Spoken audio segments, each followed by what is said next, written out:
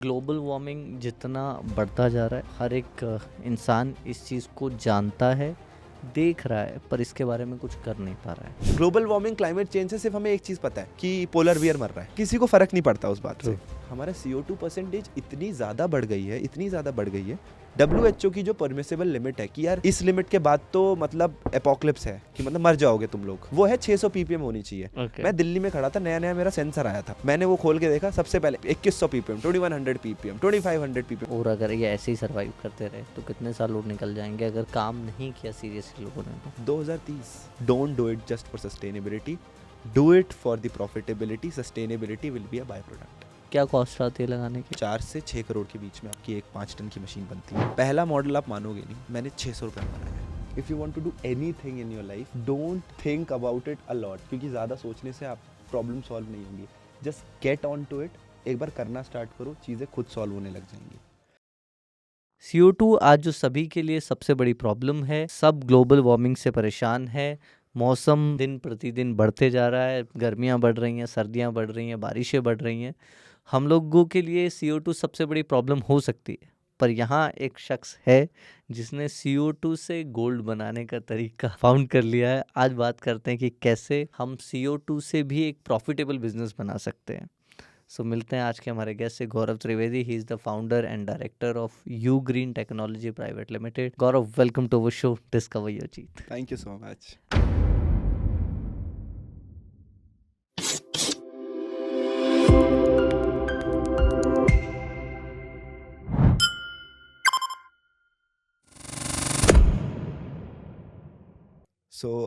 पहले तो यहाँ बुलाने के लिए बहुत बहुत शुक्रिया आपका।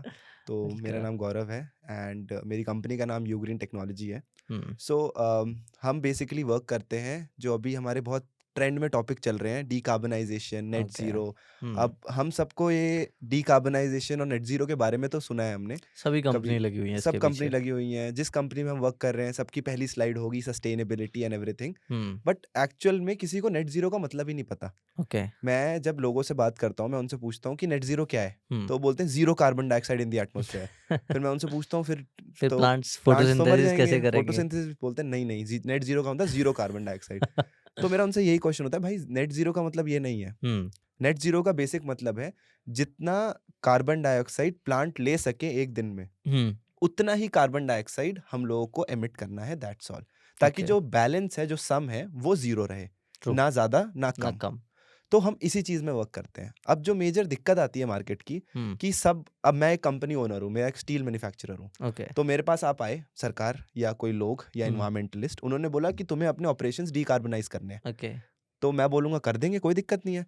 अब वो बोलेंगे कि करो फिर जल्दी, तो मैं उनसे पूछूंगा कि कैसे करना है ऑपरेशंस हाँ, डीकार्बनाइज। तो ठीक उनके है। पास एक बहुत ब्रिलियंट सॉल्यूशंस होते हैं कि अभी तक तुम फॉसिल फ्यूल पे चल रहे थे। मैं बोलता हूँ हाँ चल रहा था।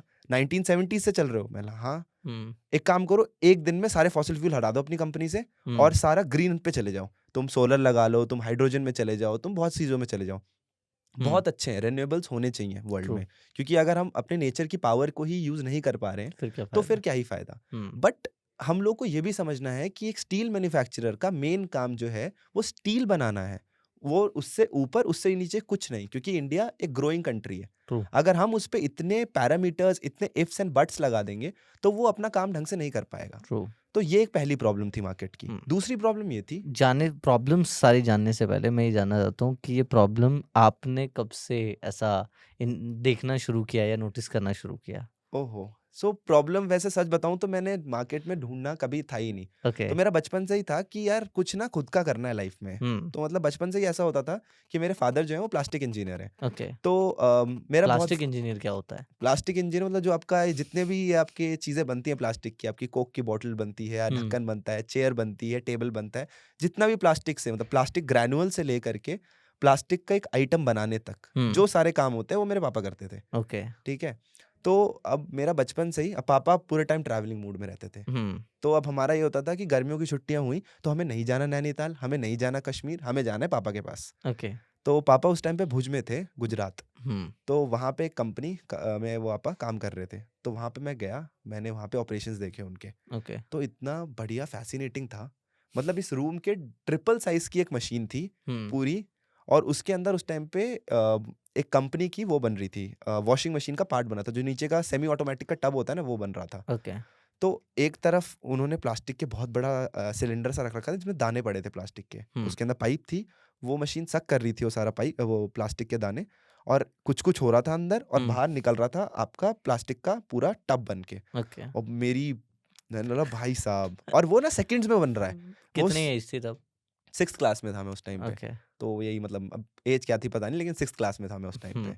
तो मैं तो पागल ही हो गया, मैंने बोला भाई साहब ये तो जादू हो रहा है अंदर। तो उस टाइम पे मुझे लगा कि humans can do anything, like True. हमारे पास कुछ नहीं था। लाइक अगर देखा जाए तो फूड चेन में, नेचर में सबसे बकवास क्रीचर हम ही थे। मतलब हमारे पास ना पावर है ना कुछ है, बट आज हम फूड चेन, फूड वेब के टॉप पे बैठे हैं, just because of just brain. Because of our innovation and our mind. तो True. इसी टाइम पे सोचा था यार करूंगा तो खुद का कुछ करूंगा। अब ना बिजनेस पता था उस टाइम पे, ना एंटरप्रेन्योरशिप पता था। तो वो एक खप होती है ना, अब खप को क्या बोलते हैं आई डोंट नो, तो वो एक खप सी समझ आ गई जाएंगे लोग। हाँ। कि अब तो खुद का चुल। कुछ करना है, चुल हाँ। खुद आ गई।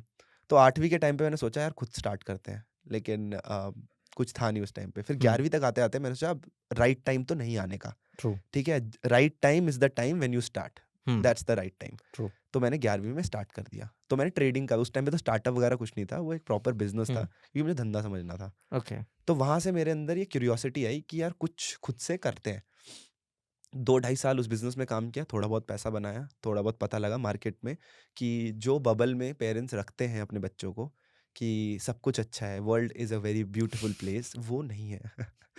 और मैं कर रहा था दिल्ली एनसीआर में ऑपरेट। ओके। तो मेरा काम होता था नोएडा फेज़ 2, फेज़ 3 ये वाले एरिया वहाँ में। तो लोग बिल्कुल। वहाँ तो बिल्कुल ही नहीं है अच्छे। और सबसे बुरी चीज़, वहाँ पेड़ भी नहीं है। ओके। लाइक मैं ऐसे कोई कनेक्शन तो था नहीं, तो मैं पापा से पूछता था कि पापा अगर मुझे इस फैक्ट्री में जाना है तो कैसे जाऊँ? दरवाजे पे चला जा, गार्ड होगा, एक ना गूगल पे लिस्ट निकाल लियो, ठीक है, कौन-कौन बंदे हैं। एक बंदे का नाम ले ले, गार्ड एंट्री दे देगा। ओके। बट वो ये बताना भूल गए कि तेरी एज काफ़ी यंग है। तो पहला क्वेश्चन ये पूछेंगे, ये नहीं पूछेंगे किससे मिलने जाना है, पहला क्वेश्चन ये पूछेंगे कि यहाँ क्यों? भाई यहाँ क्यों कर रहा है? यहाँ क्या कर रहा है? तू स्कूल छोड़ के आया यहाँ पे? तो वो करता था मैं। ओके।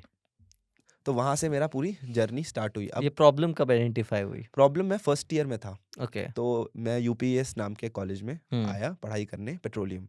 हम्म। तो अलग लेवल एक्साइटमेंट थी। तो फर्स्ट ईयर के एंड में मुझे अपॉर्चुनिटी मिली एक फील्ड विजिट करने की। ओके। तो वो गुजरात साइड थी, ठीक है। अब जो पेट्रोलियम वाले हैं वो समझ जाएंगे कौन सी फील्ड है वो, बट मैं नाम नहीं लूँगा उसका। तो गुजरात में एक फील्ड थी। अब वहाँ पे हमारा जो काम रहता था, तो अब फर्स्ट ईयर में हर लड़के के अंदर बहुत अकड़ होती है, ठीक है। स्पेशली मैं तो हरियाणा फरीदाबाद से, तो मेरे अंदर तो और थी कि दुनिया मैं ही बदलूंगा, ठीक है। और मेरे से कोई हम ऊंची ही आवाज हैं। में, हाँ। तो वहां से हम लोग का एक काम होता था, एक ना फ्लो मीटर सा होता था जिसपे वो प्रेशर वाला देखा है ना, जो सुई सी बनी रहती है। तो अब मेंटर जो थे हमारे, उनको भी लगता था यार इनको मैं काम दूं क्या, आता तो कुछ है नहीं इन लोगों को। ट्रू। तो वो बोलते थे जाके वो मीटर देख के आओ, ठीक है, और उसके अंदर थोड़ी सी भी फ्लक्चुएशन आई तो हमें तुरंत रिपोर्ट करना। और मुझे लगता था कि वो एक बहुत ही ज्यादा इंपॉर्टेंट Important है। काम है और मुझे सीरियसली करना पड़ेगा, वरना क्या पता ब्लास्ट क्या हो जाए, blast? देश में तेल की कमी हो जाए।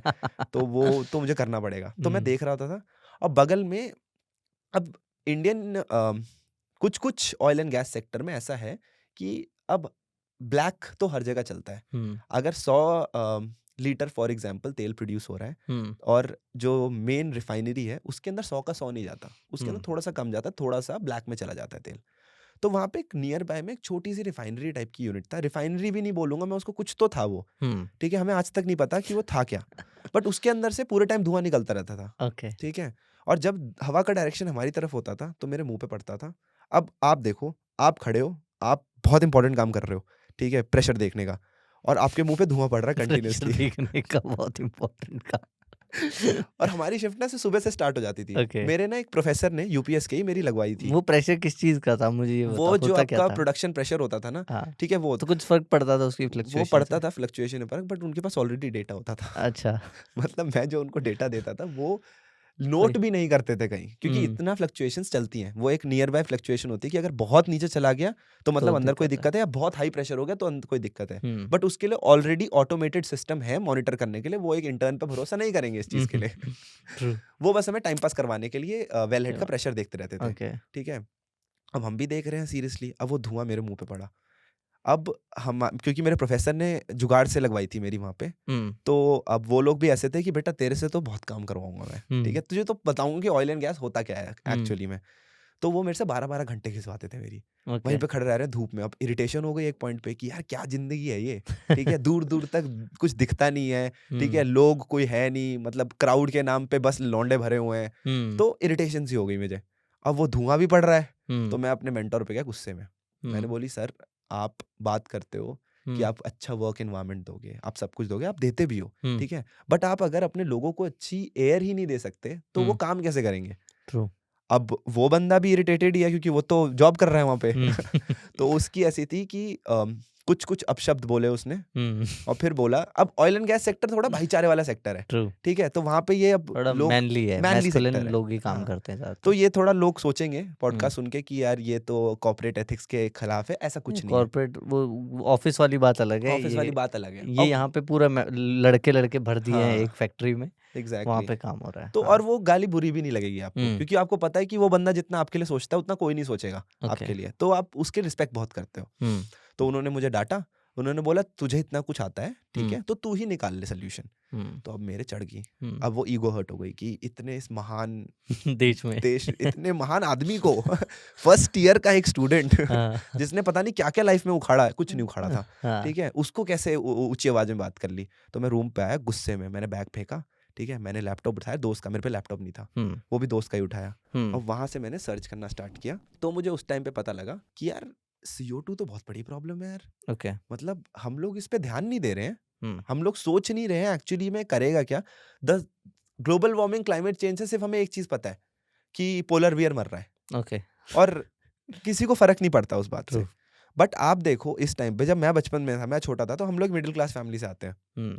तो हमारे टाइम पे एसी होना घर में मतलब ऐसा होता था कि यार ये तो बहुत अंबानी की प्रीमियम फैमिली है, चीज़ है। बहुत महंगे लोग, बहुत अमीर लोग हैं। कूलर भी मुश्किल से ही होता था। हाँ। और पापा सुनाते थे जब बचपन में घर में लाइट चली जाती थी तो हम लोग छत पे जाते थे सोने। ट्रू। तो पापा बोलते थे कि हम लोग तो गांव में छत पे ही सोते थे, हमें तो पता ही नहीं चलता था, ये तुम लोग के नखरे हैं कूलर पंखे इन सब चीजों के। लेकिन मुझे लगता था यार पापा यार झूठ बोल रहे हो, इतनी गर्मी में आप कैसे सो सकते हो छत पे बस बिना किसी कूलर बिना किसी पंखे के, क्योंकि उस टाइम पे वो नेसेसिटी नहीं थी। आज के टाइम पे मैं देखता हूँ मेरे घर में जितने कमरे हैं सबके अंदर एसी है। ट्रू। और वो ऐसा नहीं कि अब बहुत पैसा आ गया है, अब जरूरतें बढ़ गई हैं True. क्योंकि आप नहीं सर्वाइव कर सकते दिल्ली एनसीआर में। ये दूसरा फैक्टर है। आप बाहर निकलो, आप अभी हम लोग देहरादून के एरिया में हैं और वो भी बिल्कुल प्रॉपर जंगल के एरिया में। फरवरी के मंथ में मैं हाफ टी शर्ट में घूम रहा हूँ यहाँ पे। तो ग्लोबल वार्मिंग को सीरियसली नहीं ले रहे हो मत लो, बट जो आपकी कमिंग जनरेशन है वो पैसा पे करेंगी इस चीज का। ग्लोबल वार्मिंग जो आप बात कर रहे हैं, अभी बहुत सारे लोग सोचते हैं पोल्यूशन बहुत बड़ा रीज़न है, जो दिल्ली एनसीआर में या मुंबई में पोल्यूशन हो रहा है या बिल्कुल। बाकी स्टेट्स में भी। हाँ। अभी तो मैंने रिपोर्ट देखी कि टॉप 10 पॉल्यूटेड सिटी में शायद 8 या 9 अपनी ही है इंडिया की। सो पोल्यूशन का ग्लोबल वार्मिंग में कितना बड़ा कंट्रीब्यूशन है, और पोल्यूशन में CO2 और ग्लोबल वार्मिंग में भी CO2 को कितना बड़ा कंट्रीब्यूशन है? तो पोल्यूशन और ग्लोबल वार्मिंग दो डिफरेंट एस्पेक्ट्स हैं। तो पोल्यूशन में जब हम पोल्यूशन की बात करते हैं तो मेजरली पीएम पार्टिकल जो पर्टिकुलेट मैटर होता है 2.5 10 इन सब की बात करते हैं, जो ह्यूमन बॉडी जब जो इनहेल होता है तो तो दिक्कत हमारे होती लंग्स है। को वो दिक्कत देता है काफी ज्यादा। उसका ऑलरेडी सॉल्व प्रॉब्लम है वो, उसके ओके। सोल्यूशन ऑलरेडी है मार्केट में, हम्म। ठीक है। हम बहुत ज्यादा बड़े लेवल पे सोल्यूशंस नहीं है उसके, अभी भी हेपा फिल्टर्स हैं, लेकिन जो हम अपने नॉर्मल घर में एयर प्यूरिफायर लगाते हैं वो आपका CO2 रिमूव नहीं करता, वो आपका सॉक्स नॉक्स रिमूव नहीं वो करता, सिर्फ ये पार्टिकल पार्टिकल्स रिमूव करता है और आपको एक अच्छी ऑक्सीजन देने की कोशिश करता है। इसका दूसरा एस्पेक्ट है सॉक्स एंड नॉक्स। ओके। जो आप एसिड रेन की जब हम बात करते हैं कि ताजमहल खराब हो रहा है, ताजमहल पीला पड़ रहा है एसिड रेन की वजह से, तो होता ये है कि जब बारिश पड़ती है तो जो sulphur monoxide SO2 SO3 NO2 NO3 कुछ करके ऐसे मॉलिक्यूल्स होते हैं जो पानी के साथ रिएक्ट करते हैं और H2SO4 बना लेते हैं, HNO3 बना लेते हैं, मतलब नाइट्रिक एसिड सल्फ्यूरिक एसिड, वो वहां से कम हो जाते हैं। अब CO2 की दिक्कत ये है कि वो रिएक्ट ही नहीं करता है, वो बहुत बहुत कम अमाउंट में रिएक्ट करेगा पानी के साथ। अब वो इसका बेसिक एग्जांपल ये है कि जब भी आप कोका कोला खोलते हो, ठीक है, तो आपने जैसे ही कैन खोली या आपने जैसे ही बॉटल खोली तो एक फिज की आवाज आती है, तुरंत CO2 निकल जाती है, ठीक है। वो निकलती इसलिए बल्कि उन्होंने इतनी हाई प्रेशर में CO2 डाली होती है अंदर। इतने हाई प्रेशर में अगर आप कोई गैस को वाटर के साथ लिक्विड के साथ इंटरेक्ट कराओगे तो वो डिसॉल्व हो जाएगी उसके अंदर, बट ये डिसॉल्व नहीं होती है। यही रीजन है कि CO2 की परसेंटेज कम हो ही नहीं रही है मार्केट में। इंडस्ट्रियल रेवोल्यूशन के बाद लोगों को लगा कि यार अब तो हमें करना है, और वो गलत भी नहीं था, हम्म क्योंकि अगर हम लोगों को तरक्की करनी थी तो हम लोग नहीं सोच सकते थे हर एक चीज। ट्रू। तो इसी चक्कर के अंदर हमारा CO2 परसेंटेज इतनी ज्यादा बढ़ गई है, इतनी ज्यादा बढ़ गई है। WHO की जो परमिसेबल लिमिट है कि यार इस लिमिट के बाद तो मतलब एपोक्लिप्स है, कि मतलब मर जाओगे तुम लोग, वो है 600 ppm होनी चाहिए। ओके। मैं दिल्ली में खड़ा था, नया नया मेरा सेंसर आया था, ठीक हम्म है, तो मैंने बोला यार टेस्ट करते हैं इसको, चलता कैसे है ये। मैं ITO की साइड खड़ा था, मैंने वो खोल के देखा, सबसे पहले 2100 ppm, 2100 ppm, 2500 ppm, तो 3000 600 ppm। नॉर्मल है। नॉर्मल नहीं है, नॉर्मल तो 600 300 इज है। अच्छा, 600 600 इज है द मौत, हाईएस्ट। 600 के बाद मौत है। और 2100 में लोग चल रहे हैं 2100 में लोग खुश थे, वहां सिगरेट पी रहे थे लोग 2100 में वहां कि पे। थोड़ा और 800 डाल देते थोड़ा और हैं। 800 डाल देते हैं।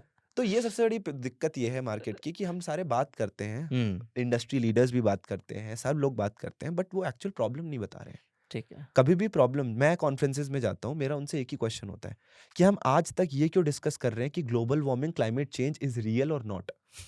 बाहर निकलो ना। अगर मैं AC कार में बैठ के AC ऑफिस में जा रहा हूँ, AC घर में रह रहा हूँ, तो मुझे तो प्रॉब्लम लगेगी ही नहीं। ट्रू। एक बार AC गाड़ी का दरवाजा खोलो और हम्म बाहर खड़े हो, एक बार तुम्हें पता लग जाएगा इज इट रियल और नॉट। हमने एक पोस्ट डाला था, ट्रू। उसके अंदर मैं लोगों को एडुकेट करने की कोशिश कर रहा था कि ग्लोबल वार्मिंग और क्लाइमेट चेंज क्या होता है। तो उसके अंदर एक कमेंट आता है, मुझे बहुत अच्छा लगा वो comment, to be very frank, मुझे कोई बुरा नहीं लगा उसमें। तो मैं बता रहा था उसमें कि ग्लोबल वार्मिंग, क्लाइमेट चेंज क्या है। तो एक लड़की ने कमेंट कर रखा था, एक स्टूडेंट थी, उसने कमेंट कर रखा था कि बाहर गर्मी हो रही है तो मैं AC चला के रूम में बैठ जाऊंगी। एंड आई वाज लाइक कि यार this is not, this is my basic, मेरी हार है ये। अगर हाँ। लोगों को लग रहा है कि ग्लोबल, मतलब we live in a very small world, ठीक है, हम लोग एक 4 दीवारी के अंदर ही सोच रहे हैं बस, उसके बाहर हमें कुछ नहीं दिख रहा कि यहाँ ठंडा है तो मतलब चिल है, बाहर गर्म है, भाड़ में जाए दुनिया। That is the problem that I want to solve. अभी जो CO2 की प्रॉब्लम है, हम्म अभी किस लेवल पर है, और आपको क्या लगता है अगर अगले 10 साल तक अगर यही चल रहा है तो कहाँ पहुंच जाएंगे? हम लोगों का टारगेट था कि 1.5 डिग्री टच नहीं करने देना। हम्म अभी हमें सबको लगता है, जब मैं बात करता हूँ, कि 1.5 डिग्री तो क्या ही है, 37 डिग्री। 1.5 डिग्री किस चीज़ का? तो ग्लोबल जो एवरेज टेम्परेचर है, ठीक है, अगर वो 1.5 डिग्री से ऊपर चला गया, 1.5 डिग्री राइज हो गया एवरेज टेम्परेचर में, इसका मतलब ये है जितने भी आपके ग्लेशियर्स हैं वो सारे निकल लेंगे, ठीक है। अब कोई भी टाइप का बैक्टीरिया होता है, कुछ भी होता है, जो इनका स्वीट स्पॉट होता है टेम्परेचर का, उसके अंदर ज्यादा वो डेवलप होगा, ठीक है। तो आपकी वाटर बॉडीज भी खराब होंगी, आपका जो ड्रिंकिंग वाटर है उसकी क्वालिटी भी खराब होगी। तो ग्लोबल वार्मिंग ये नहीं कि बस पोलर बियर मर रहा है, तुम भी मरोगे। तो काम करो इसके ऊपर। ट्रू। तो अभी क्या लग रहा है कि कितने साल और अगर ये ऐसे ही सरवाइव करते रहे तो कितने साल और निकल जाएंगे अगर काम नहीं किया सीरियसली लोगों ने तो? 2030 2030 तक? 2030 तक रुको, अगर हमने नहीं किया। फिलहाल गवर्नमेंट बहुत कुछ कर रही है, okay to be very frank, every other government is working tremendously in this field, okay. क्योंकि उनको तो जरूरत नहीं है, लाइक उनको डायरेक्टली वोट नहीं मिलने वाला इससे। तो ट्रू। लोग अगर बोलें कि वो वोट के लिए कर रहे हैं या इसके लिए कर रहे हैं, they are actually doing a lot in the decarbonisation space. But ये स्पेस ही इतना बड़ा है, India is the 3rd largest emitter of carbon dioxide. 2022 में हमारी 3.61 giga ton of carbon dioxide emission थी, और हम लोग पर कैपिटा वाइज सबसे लोवेस्ट एमिटर है। ओके।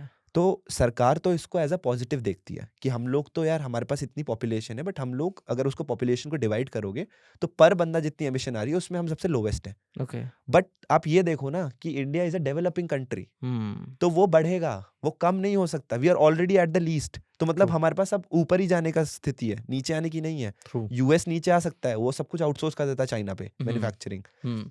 चाइना को फर्क नहीं पड़ता दुनिया से, तो बचा कौन? इंडिया ना, हमें तो करना ही है। ट्रू। तो यहाँ पे हम काम करते हैं। किसी भी एक कंट्री ने कंट्रोल किया है CO2 को, एमिशन को अपने? आपकी ग्रीनलैंड, आइसलैंड, स्विट्जरलैंड, ये वाली जो कंट्री है, but they are very small countries. हाँ वही मैं कह वहाँ रहा पे हूँ उनका वहाँ मैन्युफैक्चरिंग पे। ही नहीं है, ट्रू। वहाँ पे छोटी छोटी मैन्युफैक्चरिंग है, वो नेट जीरो जाके क्या करेंगे? मतलब इंडिया की जितनी एमिशन है, चाइना की जितनी है, US की जितनी है, जर्मनी है एक अच्छा, ठीक है, हम सबकी मेजर एमिशंस है, कंट्रोल हमें करना है। ट्रू। तो मतलब इट्स लाइक कि एक बंदा 100 मर्डर करके बैठा है, एक बंदा एक मर्डर भी नहीं कर रहा, वो मतलब उसने किसी को थप्पड़ मारा है, और मैं थप्पड़ वाले को जाके ज्ञान दे रहा हूँ, उसको टेट टॉक दे रहा हूँ, उसको सिखा पढ़ा रहा हूँ, उसको जेल में डाल रहा हूँ। 100 वाले को सुधारना, वो उसको ज्यादा जरूरत है सुधरने की। अभी जिन्होंने सही किया है, चाहे छोटा कंट्री हो या बड़ा, पर क्या चीजें हैं जो उन्होंने अभी? कार्बन टैक्स, क्या कार्बन टैक्स, ये क्या तो चीज़ है? इंडस्ट्रीज पे यूरोप में यूरोपियन यूनियन ने कार्बन टैक्स लगाया है, ओके। ठीक है। आपका 70 या 80 यूरो है पर टन ऑफ कार्बन एमिशन। मतलब आप अगर एक फैक्ट्री हो, हम्म। ठीक है, तो एक नॉर्म सेट होता है। हम्म। जैसे स्टील सेक्टर की मैं अगर बात करूं, तो 1 टन अगर आप स्टील प्रोड्यूस करोगे तो 2.3 टन कार्बन डाइऑक्साइड प्रोडक्शन होती है। ओके। ये ग्लोबल नॉर्म है, हम्म। ठीक है, कि 2.3 टन ही होनी चाहिए। इंडिया की कुछ कुछ फैक्ट्रीज में 2.8 टन जाती है। Okay. Tata Jindal they are doing good, hmm. They are trying to decarbonise their operation. उनकी 2.5 है, ठीक है, they will get their emissions down. But they are the massive players, they have deep pockets, hmm. They can do anything, true. वो कर लेंगे। Europe में $80, $70, 70 euro, 80 euro, they it translates to रफली around $70-80 ही होता है, हम्म। ठीक है, थोड़ा ऊपर नीचे जाएगा। इतना आपका कार्बन टैक्स है। तो अब इंडस्ट्रीज को डर है। ओके। बट मेरा क्वेश्चन, वहां पे यूरोप इज वेरी डिफरेंट। हम लोग यूरोप से अपने आप को कंपेयर नहीं कर सकते, हम्म। ठीक है। अब इंडिया है, वहाँ ग्रीन स्टील का कंसेप्ट चलता है। ग्रीन स्टील इज बेसिकली जो बहुत कम एमिशंस पे स्टील बना है, ट्रू। जो रेन्यूएबल से स्टील बना है, ठीक है, जिसमें कार्बन कैप्चर हो रखा है, सब कुछ कर रखा है उस फैक्ट्री ने, वो होता है ग्रीन स्टील। हम्म। अब वो 30 से 40% एक्स्ट्रा रेट में बिकता है मार्केट में, प्रीमियम पे बिकता है। हम्म। कौन खरीदेगा इंडिया में? 100 रुपए का अगर एक सरिया आ रहा है, और मैं मार्केट में घर बनवाने जा रहा हूँ, आप घर बनवाने जा रहे हो फॉर एग्जाम्पल, ठीक है, हम्म। 100 रुपए का एक सरिया है, और एक तरफ पड़ा है ग्रीन सरिया जो 170 रुपए, 130 रुपए, 140 रुपए का सरिया है। बट अगर मैं सिर्फ ये देखूंगा कि अगर क्वालिटी वाइज दोनों सेम है तो हाँ, आई विल सेम गो होंगे। फॉर द 100 रुपीज वाला। एग्जैक्टली, हाँ। क्वालिटी वाइज तो सेम ही होंगे क्योंकि प्रोसेस सेम है। ट्रू। वो तो एनर्जी कंजम्पशन। अब वो बोल रहा है भैया इससे ना दुनिया बच जाएगी, वो बोलेगा लेकिन इससे मेरा पैसा बचेगा मैं इंटीरियर में अच्छा काम कर सकता हूँ। हम्म। तो ऑब्वियसली, सो इंडिया एक ऐसी कंट्री है जहाँ पे आप टैक्स नहीं लगा सकते। हम्म। अगर हमारी फाइनेंस मिनिस्टर खड़े होके आज ये बोल दे हम्म। कि मैं पॉपकॉर्न से ज्यादा सरिये पे टैक्स लगाओ। एग्जैक्टली तो वो एक अलग बवाल हो जाएगा। इंडस्ट्री वाले चिढ़ जाएंगे ट्रू। कि यार हम लोग पे कार्बन टैक्स, लोगों को समझ नहीं आएगा कार्बन टैक्स क्या है, हम्म। ठीक है, लेकिन उनको ऐसे घुमाया जाएगा हम्म। कि उनको लगेगा कार्बन टैक्स उनके ऊपर लग रहा है, ट्रू। बल्कि वो उन पे नहीं लगेगा, पहले हम्म। इंडस्ट्रीज पे लगेगा। बट कार्बन टैक्स लगाना इंडिया में एक बहुत मुश्किल काम है। तो हमें एक ऐसा मॉडल चाहिए डिकार्बनाइजेशन का जो कॉस्ट इफेक्टिव हो, True. जिससे हम रेवेन्यू जनरेट कर सकें, हम्म। जिससे सस्टेनेबिलिटी की जब हम बात होती है, मैं कोई पैंट खरीदने जा रहा हूँ, ठीक है, 2,000 रुपए की मेरी समझो कोई पैंट या जीन्स आ रही है, हम्म। मैं सिर्फ सस्टेनेबल मटेरियल के नाम पे वो उसकी कॉस्ट जो होती है वो 5,000-6,000 पहुंच जाती है। ट्रू। ठीक है, अच्छे मटेरियल से बना, I respect, I am a sustainable guy, ठीक है, बट मेरे पास पैसा नहीं है ना, ये भी तो सोचो।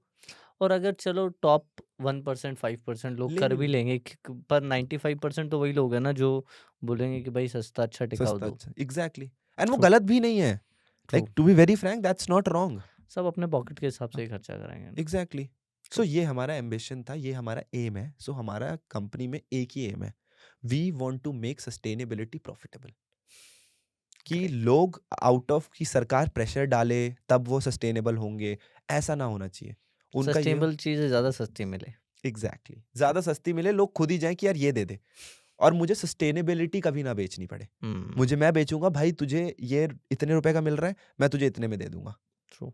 उसके बाद जो दुनिया बच रही है वो मैं खुद देख लूंगा कैसे बचानी है। सो प्रॉब्लम ये है, सोल्यूशन क्या है? आपका स्टार्टअप कैसे इस सोल्यूशन पे काम कर रहा है कि हम, जैसा कि आपने बोला, प्रॉफिटेबल भी हो, साथ में ग्रीन एनर्जी को भी प्रमोट करे और कहीं ना कहीं हमारे ग्लोबल वार्मिंग को भी बचाए। ठीक है, तो क्या कर रहा? सो हम जो मशीन बनाते हैं, जो ये कार्बन डाइऑक्साइड मॉलिक्यूल है, हम्म। इसको आसमान में जाने से पहले ही वो पकड़ लेती है। जो आपका धुआं निकलता है आप देखते हो चिमनीज से इंडस्ट्रीज में, ओके। तो हम लोग एक छेद करते हैं चिमनी के बिल्कुल बॉटम पे, ठीक ओके। है, वहाँ पे एक फैन लगाते हैं जो सारी गैस को सक करता है हमारी मशीन में। हम्म। फिर वो पूरी गैस हमारी मशीन के थ्रू पास होती है, और जो कार्बन डाइऑक्साइड मॉलिक्यूल है उसका, हाँ। जो उस गैस में प्रेजेंट है, फ्लू गैस बोलते हैं उसको, धुएं को फ्लू गैस बोलते हैं। हम्म। तो उस फ्लू गैस में जो कार्बन डाइऑक्साइड मॉलिक्यूल है उसको हम कैप्चर करते हैं, एंड फिर वापस वो जो क्लीन्ड फ्लू गैस है वो हम वापस चिमनी में डाल देते हैं, और वो फिर निकल जाती है। इंडस्ट्रियल वेस्ट या पोल्यूशन या ये CO2 एमिशन का कितना रोल है ओवरऑल? अगर हम इंडिया में देखें, इंडस्ट्री का कितना है और व्हीकल्स का कितना है या इंडिविजुअल्स का कितना है? सबसे क्या परसेंटेज है, कुछ पता है? 30%, 30 to 35% इज रफली अराउंड ट्रांसपोर्ट इंडस्ट्री, जो ओके। आपकी व्हीकुलर और ये सब एमिशन होता तो है। मेजर इंडस्ट्रियल ही है। मेजर जो है हमारा इंडस्ट्रियल है, जिसके अंदर पावर सेक्टर आता है, थर्मल पावर जनरेशन हम्म। जो आपका आता है वो है, फिर आपका स्टील है, आपका सीमेंट है, इसके अलावा आपका एल्यूमिनियम और ये सब है। ओके, ठीक है, यू आर सेइंग हाँ, समथिंग। तो वहाँ से हम कैप्चर करते हैं। फिर जब हमारी कैप्चर हो जाती है कार्बन डाइऑक्साइड, हुँ, तो हम 2 ऑप्शन देते हैं अपने कस्टमर को। ओके, पहला, हमारी जो कैप्चर्ड कार्बन डाइऑक्साइड होती है, जब हम उनको डिसॉल्व करते हैं, मतलब जब हम उन्हें केमिकल से वापस निकालते हैं अपनी कार्बन डाइऑक्साइड, ताकि हमारा केमिकल दोबारा कैप्चरिंग कर सके, हुँ, तो जो हमारी प्योरिटी होती है वो बहुत हाई होती है, फूड ग्रेड प्योरिटी होती है हमारी। ओके, तो वो आप अपनी बेवरेज इंडस्ट्री में एज इट इज़ यूज़ कर सकते हो, हुँ, पहली चीज़। दूसरी चीज़, अगर आपको वो नहीं चाहिए, अगर आपके पास लाइसेंस नहीं है CO2 सेल करने का, तो हम उसकी कन्वर्जन करते हैं डिफरेंट चेंबर में। ओके, एक रिएक्टर है हमारे पास, जिसके अंदर हम उसकी कन्वर्जन करते हैं इनटू पॉलीकार्बोनेट। हुँ, सो पॉलीकार्बोनेट एक बेसिकली एक ऐसा पॉलीमर होता है, हुँ, ठीक है, जो आपको हर जगह दिखेगा। जैसे ओके, कि आपका जो ये ग्लास है, जो हुँ, मैंने चश्मा पहन रखा है, उसका जो ग्लास है, that's made out of polycarbonate. जो आपकी गाड़ी की विंड स्क्रीन होती है, हुँ, वो पॉलीकार्बोनेट की बनी होती है। तो और आपकी transport industry is the major consumer of polycarbonate, क्योंकि हमारे ट्रांसपोर्ट मंत्री जी श्री हुँ, नितिन गडकरी जी का एक विजन है ओके, कि जितना भी दुनिया का वेस्ट होगा, मैं उससे सड़कें बनाऊंगा, मैं प्लास्टिक से सड़क बनाऊंगा। And he is such a visionary man कि मुझे उन पर ट्रस्ट है कि हुँ, अगर इस बंदे ने बोल दिया, ये 2 साल में बना के खड़ी भी कर देगा सड़क। ट्रू, ठीक है। सो वहाँ पे भी काफ़ी अच्छी यूटिलाइजेशन है। तो अब इंडस्ट्रीज़ का क्या हो रहा है? हुँ, इंडस्ट्रीज़ ये बोलती हैं कि तुमने यहाँ CO2 रिमूव भी कर दिया, हमारी CO2 रिमूव हो गई हमारे उसमें से, तो हमारी जो ESG स्कोर है, हुँ, जो हमारे environment, social and governance score है, वो हमारा ऊपर जाएगा। ट्रू, दूसरी चीज़, हमारे जो शेयर होल्डर्स हैं, अब हर एक शेयर होल्डर इस टाइम पे चाह रहा है कि वो ऐसी कंपनी में इन्वेस्ट करे जहाँ पे जिस पे ऑपरेशंस ग्रीन हो। ट्रू, ठीक है, वो आपकी रेपुटेशन, ब्रांड इमेज आपकी इंप्रूव हो रही है कि यार they are thinking about the environment, they are hmm. Not just a money churning machine. और इवेंचुअली लोगों को पता है ना कि जो इंसान ग्रीन एनर्जी की तरफ जाएगा वही लॉन्ग टर्म में सरवाइव करेगा आगे एग्जैक्टली। जाके, नहीं तो इतने गवर्नमेंट इतने मेजर स्टेप उठाएगी, इतने मेजर लॉ लेके हाँ, आएगी कि वो दिक्कत कुछ नहीं देगा। कर सकते आप। हुँ, इसके अलावा आपको 2 ऐसे मटेरियल मिल रहे हैं हुँ, आपको, जो आप सेल कर सकते हो मार्केट में, ओके, जिससे आप पैसा बना सकते हो। ओके। इसके अलावा आपको कार्बन क्रेडिट मिलते हैं। क्या-क्या 2 मटेरियल है? पॉलीकार्बोनेट और जो फूड ग्रेड CO2 है, ओके, आपकी डिपेंडिंग, अब 1 टन CO2 से 5 टन आपका पॉलीकार्बोनेट बनता है, मतलब ओके। 5x बनता है। हुँ, ठीक है, तो मतलब अगर आपने 5 टन की मशीन लगा रखी है, तो आपका 25 टन का पॉलीकार्बोनेट बनेगा। तो it's a profitable business. True. इसके अलावा आपको कार्बन क्रेडिट्स मिलेंगे, क्योंकि पॉलीकार्बोनेट अगर आपने बनाया, तो अब हुँ, CO2 बाहर नहीं निकल पाएगा। हुँ, CO2 अब एक स्ट्रक्चर्ड फॉर्म में है, अपने हुँ। मोनोमर के साथ आपके खुश है। फैक्ट्री में ही रह गया। हाँ, आपके वही मॉलिक्यूल के अंदर रह गया, ठीक है? हाँ, वो बाहर नहीं निकल पाएगा, CO2 आसमान में नहीं जा पाएगा, तो हुँ, आपको कार्बन क्रेडिट मिलेंगे। हुँ, तो उससे आप पैसा बना सकते हो। कार्बन क्रेडिट की वैल्यू $200-300 पर टन ऑफ कार्बन डाइऑक्साइड है। ओके, तो मतलब आप एक दिन में हज़ार-हज़ार डॉलर बना रहे हो सिर्फ क्रेडिट में। इसके अलावा ₹210 पर केजी पे आपका पॉलीकार्बोनेट बिक रहा है। आप कितना 25,000 केजी निकाल रहे हो, हुँ। ठीक है? वहाँ से आप पैसा बना सकते हो। सो यही मेरा हमारा विज़न था कि भाई साहब, don't do it just for sustainability, do it for the profitability, sustainability will be a by product. क्या बात है! मतलब कोई फैक्ट्री अगर ये लगाती है, क्या कॉस्ट आती है लगाने की? सो कॉस्ट जो है वो बहुत वेरी करती है। हुँ, तो अगर आप ऑयल एंड गैस सेक्टर और इन सब सेक्टर से हो जहाँ रेगुलेशन काफ़ी ज़्यादा है, तो 4 से 6 करोड़ के बीच में आपकी एक 5 टन की मशीन बनती है। ओके, ठीक है, उसी में आपकी जाएगी। अगर आप फ्लू गैस में हो, जहाँ से आपका मतलब धुएं वाली इंडस्ट्री से हो, हुँ, तो आपकी 3 से 5 के बीच में जाएगी। ओके। तो ये रिकवर कितने दिनों में हो जाता है रिकवर जो पैसा आपका रिकवरी कंपनी के रेट लिए? है आपका, वो 1.8 ईयर है। ठीक हुँ, है, 1 साल 8 महीने में, 8-10 महीने में आपका पैसा वापस आ जाएगा, पे बैक पीरियड।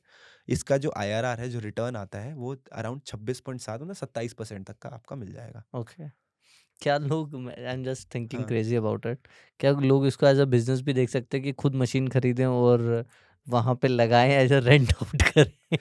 मैं बहुत एक्चुअली हम इस डोमेन के अराउंड कुछ कर रहे हैं, ओके, क्योंकि हमने एक चीज़ देखी, इंडिया में बड़ी कंपनीज़ चाहे हो ना हो, MSMEज़ भरी हुई हैं, ट्रू। ठीक है? हुँ, अब मुझे सबसे खुशी हुई, मैं एक जगह पे था, मैं फरीदाबाद में IMT वाले एरिया, जो हमारा इंडस्ट्रियल एरिया है, वहाँ पे था। हुँ, तो उस जगह पे थोड़े बहुत मेरे दोस्त यार थे जो बिज़नेस ओनर्स ही हैं, ओके, ठीक है? तो हम उनके साथ, उन्हीं के थ्रू मैं एक कॉन्फ्रेंस टाइप में गया वहाँ पे, कॉन्फ्रेंस तो नहीं, एक मीटअप था, हुँ, ठीक है? वहाँ पे लोग बहुत एक MSME जिन पे कोई रेगुलेशन नहीं है, ट्रू, वो एक्साइटेड थे, नहीं यार, बढ़िया कम चीज़ करना है। है, ये हाँ, करना है, कम करना है हमें। हुँ, म मैं बड़ी कंपनीज़ से ये एक्सपेक्ट नहीं करता हूँ कि वो लोग सस्टेनेबिलिटी के लिए कुछ करें, ठीक ट्रू, है? मैं छोटी कंपनी को देख के शौक था कि जिस बंदे के रेवेन्यू 5 करोड़, 6 करोड़ का है, हुँ, जिसका प्रॉफ़िट कितना होगा, 2 करोड़, 3 करोड़ का प्रॉफ़िट होगा मैक्सिमम, हुँ, ठीक है? वो बंदा सोच रहा है कि मैं 4-5 करोड़ की मशीन लगाऊँ, not for money, but for the environment, कि यार ट्रू, नेक्स्ट जनरेशन को भी तो बचाना है ना यार। सब कुछ हुँ। थोड़ी जेब में मर मर के थोड़ी पैसा ऊपर लेके जाएँगे। अभी जो न्यू जनरेशन है, एक्चुअल में क्या है, मुझे ऐसा लगता है कि जो बड़ी फैक्ट्रीज़ हैं या जो बड़े बिज़नेसमैन हुँ, हैं, वो बहुत ज़्यादा प्रोसेस पे और अपने जो स्टाफ है या जो उनका खर्चा आ रहा है उस पे वो इतना डिपेंड है। डिपेंड है। आज अगर कोई टाटा स्टील की बात करें हाँ, तो वो जितना प्रॉफिट कमा रहा है उससे ज़्यादा वो जितने लोगों को एम्प्लॉयमेंट दे रहे हैं, जो फैक्ट्री सेटअप है, जो चीज़ें हैं, तो उनके पास अपनी डिसीजन मेकिंग पावर इतनी ज़्यादा होती नहीं होती है नहीं है। कि वो सोचे भी ना कि डिसीजन ले लेंगे, तो नहीं ले सकते, वो पर है एक छोटी हायरार्किकल कंपनी वाला चेन ले है। सकता है। अब टाटा ग्रुप है या हुँ, जिंदल ग्रुप है या आपका स्टील अथॉरिटी है, ये सारी जो कंपनीज हैं ये बहुत मैसिव है। ओके। इसमें एक बंदे के पास पावर नहीं है। हुँ, इसके अंदर जो पैसा है वो एक बंदा ओन नहीं करता है। ट्रू। ये या टाटा आपका पूरा ग्रुप पे ट्रस्ट पे चलता है, हुँ, वो पैसा ओन करते हैं पूरा। तो अगर टाटा स्टील का सीईओ भी है, वो भी चाहे कि वो पैसा लगाए यहाँ पे वो करे, तो उसको एक नहीं कर सकता। जस्टिफिकेशन देनी पड़ेगी। हुँ, जिंदल सेम, आपका सेल तो स्टील अथॉरिटी तो आपकी है ही पीएसयू, गवर्नमेंट का है पैसा। ट्रू। तो वो भी ऐसे खर्चा नहीं कर सकते, उनकी गलती नहीं है। हुँ, वो चाहते हैं वो भी डिकार्बनाइजेशन करना, हुँ, बट उनके पास भी यही है कि यार अब कैसे कोई करें? बड़ी कंपनी है, हुँ, वो बोलेगी यार मैं किसी ऐसे बंदे से कराऊंगा जिसके पास ऑलरेडी जेब में 3,000 4,000 करोड़ होंगे, वो हुँ, किसी स्टार्टअप से क्यों कराएगा? डेफ़िनिटली। डेफिनेटली अगर आपके पास आप एज अ स्टार्टअप जा रहे हो, हुँ, ठीक है, वो आपको ऑप्शन देंगे, आपको मौका देंगे, बट उनको भी आगे प्रूफ करना है। तो वो ऐसा करेंगे कि अगर 1,000 करोड़ का काम है तो वो आपको 10 करोड़ 20 करोड़ का काम दे देंगे, ओके, क्योंकि उनको आपको अपॉर्चुनिटी मौका देना है। But true. वो इतना बड़ा बेट नहीं खेलेंगे कि 1,000 के 1,000 करोड़ का काम आप ही को दे दें। अगर नहीं हुआ हुँ, तो आपका तो क्या है, आप तो बोल दोगे भाई जी नहीं हुआ, ठीक है, लेकिन लगेंगे तो उनके ना। ट्रू। सो अभी अभी क्या आपकी कंपनी अभी क्या कर रही है? अभी कितनी जगह पे काम कर रही है? क्या चल रहा है? सो लास्ट ईयर हमने इंडिया का पहला सक्सेसफुल कार्बन कैप्चर पायलट किया था हुँ, ऑयल इंडिया लिमिटेड के साथ, ओके। राजस्थान में। तो हुँ, जो जैसलमेर है, हुँ, जैसलमेर से 120 किलोमीटर पाकिस्तान की तरफ एक हुँ, फील्ड है, हुँ। तन्नौट देवी का टेम्पल है वहाँ पे, काफ़ी फेमस वहाँ तो टेम्पल है। चलने देते, पाकिस्तान में थोड़े जाता। वो तो एक तो इतनी खतरनाक जगह थी, मतलब मुझे ऐसा लग रहा था मैं जंग लड़ने जा रहा हूँ। हुँ, मैं रोज़ सुबह जा रहा हूँ एंड पहले तो बीएसएफ की चेकिंग होगी। हुँ, जो बीएसएफ के सर थे, हुँ। वो रोज़ हमें देख रहे हैं आते हुए। वो फिर हमें वो जानते भी हैं, ड्यूटी प्रोटोकॉल बट है। Duty protocol. हुँ, मैं ऐसे खड़ा हूँ, तो एक गन पड़ी थी उन पे, हुँ, ठीक है? आगे आई गेस AK-56 थी, हुँ, ऐसी कोई गन थी। वो बहुत अच्छी लग रही थी मुझे। ओके। मैंने देखा, मैंने बोला, "सर, गन तो बहुत बढ़िया है सर, एक बार पकड़ने के लिए दे दो।" हुँ, बोलते, तो उन्होंने ऐसे गुस्से में देखा, तो मुझे डर तो बहुत लगा था उस टाइम पे, मैंने बोला मारना थे ये हुँ, गुस्से-गुस्से में। तो अब वहाँ पे सीन ऐसा है कि मैं खड़ा हूँ फील्ड पे, हुँ, तो फील्ड वाले लोग, आप कहीं नई जगह जा रहे हो तो वहाँ पे अच्छी चीज़ें बताएँगे कि हुँ, भैया यहाँ पे ये है, भैया वहाँ पे वो है। वो बता रहे हैं कि वहाँ पे पाकिस्तान का पोस्ट है, उन पे हुँ। स्नाइपर्स रहते हैं, वो हाँ, देखते वो रहते हैं। देखते रहते हैं, जो दिखता है उसे मैं गया हूँ। जो दिख गया या उनके रेंज में आ गया तो मार सकते हैं। अब मैं हुँ, तो काम कर रहा हूँ खुले में, मुझे आधा डर डर ये लग रहा है, बोल हुँ। रहे हैं भैया शाम के टाइम पे ना साँप भी आ जाते हैं। मैं बोल रहा हूँ यहाँ पे साँप आ रहे हैं, वहाँ पे साँप बैठे हैं, ठीक है, वो मार देंगे, मैं काम कैसे करूँ? तो ठीक वो है, हमने एक पायलट एग्ज़ीक्यूट किया था, ओके। काफ़ी इंटरेस्टिंग एक्सपीरियंस था। वो हुँ, इतना मैजिकल पायलट था ना सर, आप हुँ, मानोगे नहीं।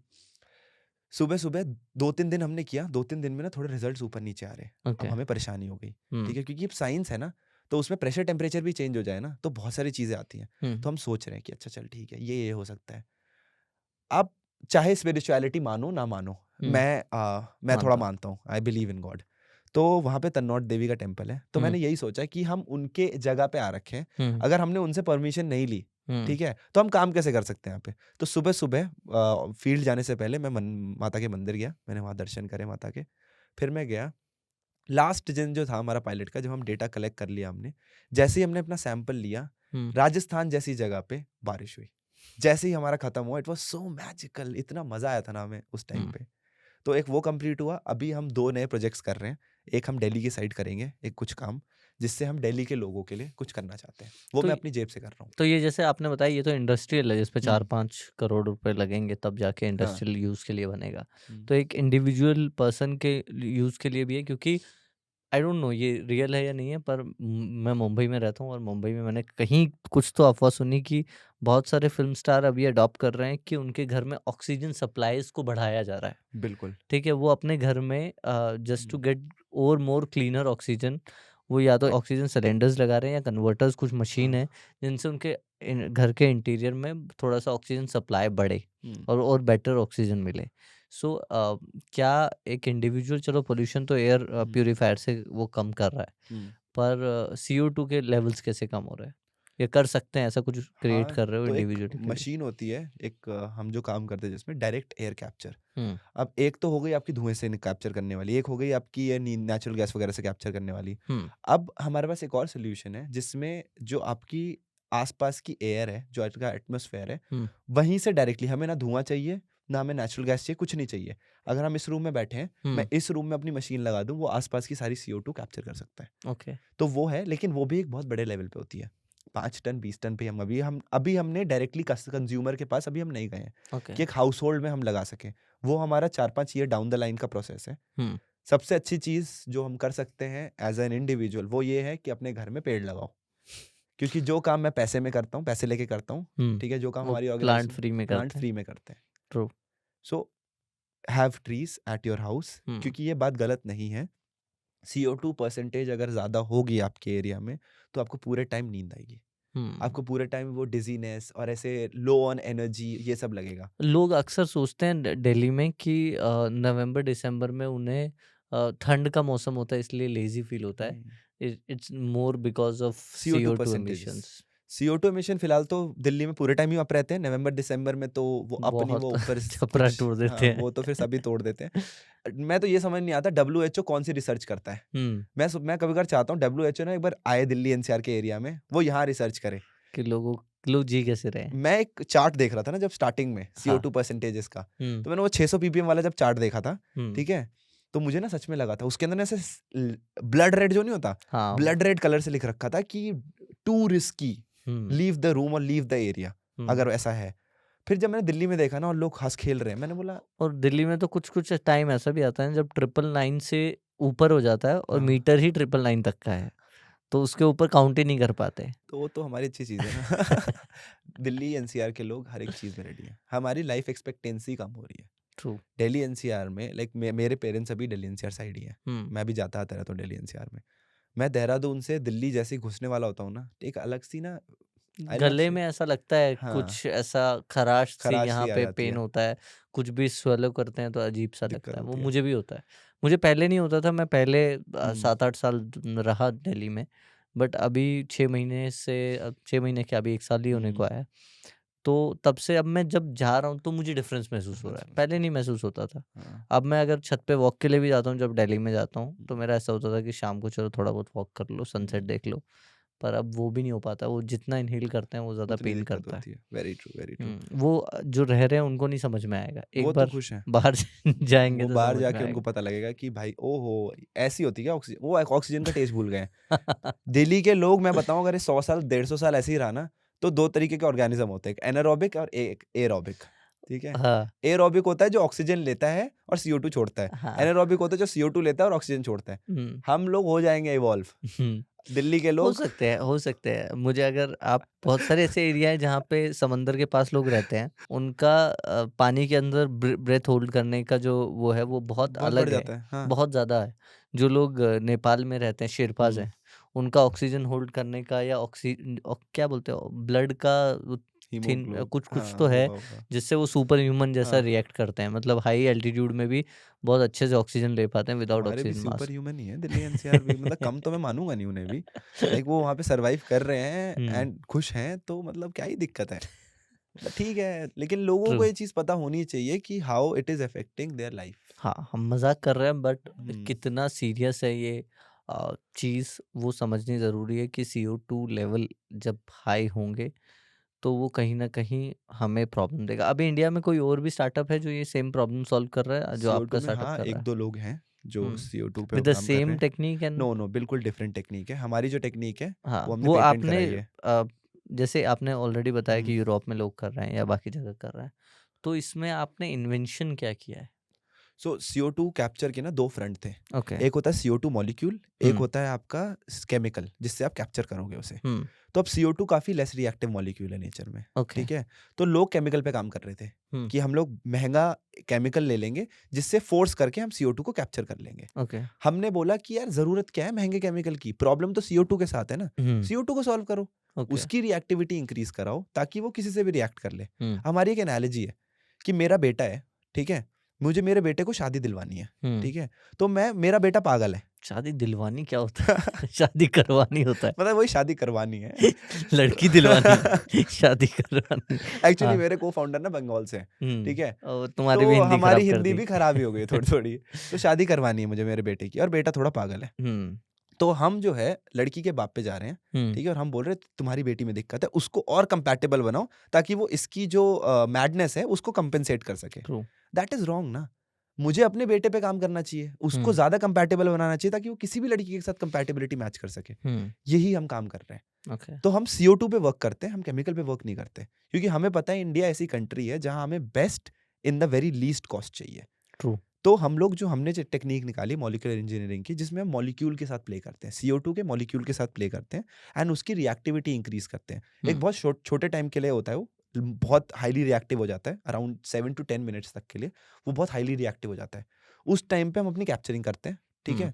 उसके बाद फिर हमारे डिसॉर्प्शन स्टार्ट होते हैं, और वो तो कंटिन्यूसली रिएक्ट हो रहा है। जो नेक्स्ट वाला आएगा वो 7 से 10 मिनट, उसके बाद 7 से 10 मिनट। तो हम गैस फ्लो को डाइवर्ट करते रहते हैं डिफरेंट डिफरेंट चेंबर्स में, और जो चेंबर सैचुरेट हो जाता है उससे हम सक्शन करके CO2 निकाल लेते हैं और फिर वापस उसमें गैस डाल देते हैं। तो जो हमारी इनोवेशन है ये मॉलिक्यूलर इंजीनियरिंग में, हमारा पेटेंट जो है वो 198 कंट्रीज में कवर्ड है। ओके। जिसमें US, China, Russia, Middle East, Europe, सारी कंट्रीज आती हैं, सारी major economies of the world आती हैं। सो जिस लेवल की इनोवेशन हमने करी है, एक यूनिवर्सिटी के स्टूडेंट और उसके एक प्रोफेसर ने, वो आज तक कंपनीज बिलीव नहीं कर पाती। तो मैं एक चीज बोलता हूँ, अगर What's your age?